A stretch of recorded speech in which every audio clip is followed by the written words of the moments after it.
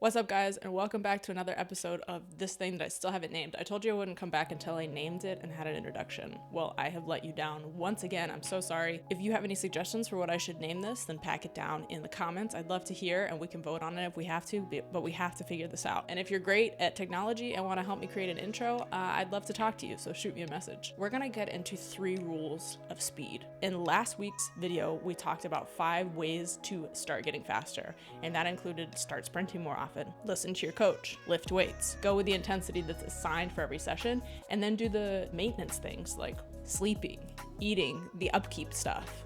So now we're going to talk about once you've started sprinting more often and you most likely don't have a speed coach. So I'm going to give you 3 rules for how to start sprinting now that you're doing it. Now these rules were nice and beautifully worded and packaged by none other than Hunter Tarnasky himself. So if you are listening to this and you don't know who Hunter Tarnasky is, then you need to go follow him at Hunter_Tarnasky on all of social media, because he is right now, let's say, the speed king of our generation in simple terms. No, this is not an ad. Please don't sue me. Here are the 3 rules: slow to fast, soft to hard, and short to long. Slow to fast means this: start slow and then work your way up. Whatever your sport is, you're probably sprinting at some point, and you're probably sprinting only at top speed. Pull that back and start sprinting slower than 100% intensity. Don't start out going a long distance at 100%, because that is prime time for injury. Your body needs time to adapt. You can start sprinting submaximally. That's okay. We're getting your body used to and adapted to sprinting and gradually working our way up intensity. Remember in the last video, always stick to the intensity prescribed for the session. The second rule, soft to hard, is specifically about sprint starts. In sport, we're usually doing a soft start. They're dynamic,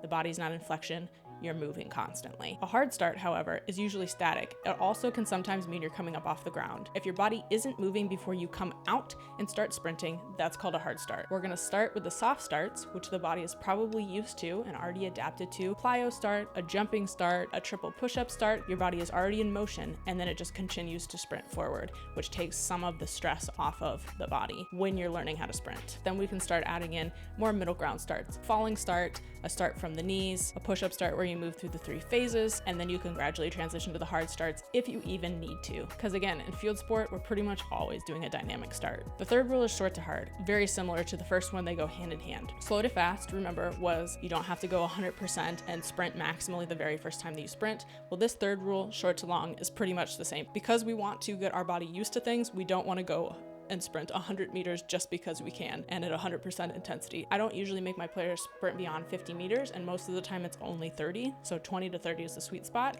But what I will say is there is some benefit to running up to 50 meters sometimes, or at least training to run up to 50 meters. But because we want the body to adapt to those things, we want to start short, up to that 10-meter mark if we need to, up to that 30-meter mark. Start learning to accelerate and then working into maximum velocity, and not just straight out the gate sprinting 100 meters at maximum velocity, because that's probably a bad idea if you're not a track and field athlete.